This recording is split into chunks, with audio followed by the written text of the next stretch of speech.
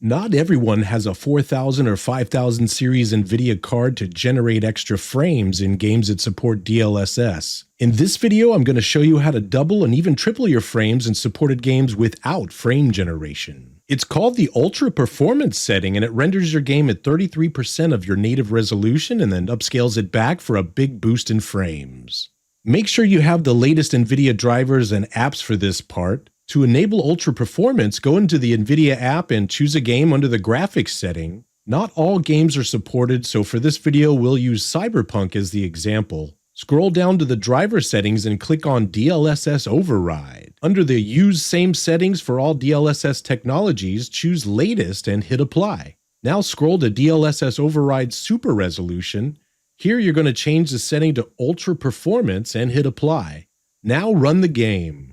In the game's graphics settings, choose your setup. We'll go with everything set to Ultra with ray tracing and ray reconstruction enabled with the highest settings. DLSS is set to Quality. Now under normal circumstances without the Ultra Performance mode and the same graphics settings, here's the abysmal score we get in the benchmark, 34 frames per second average. With Ultra Performance and everything set to high as it goes, let's see how we do. 79.9 frames per second average, over double the previous score with ray tracing as high as it goes.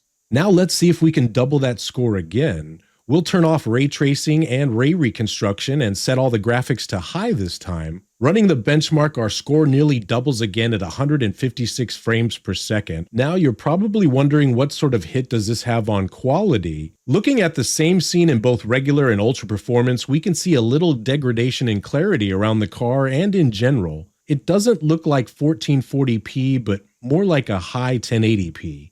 Still very playable and enjoyable if you're running a mid to lower end RTX card. So while it's not frame generation or multi-frame generation, Ultra Performance mode certainly can generate some extra frames in those games with NVIDIA app and DLSS support.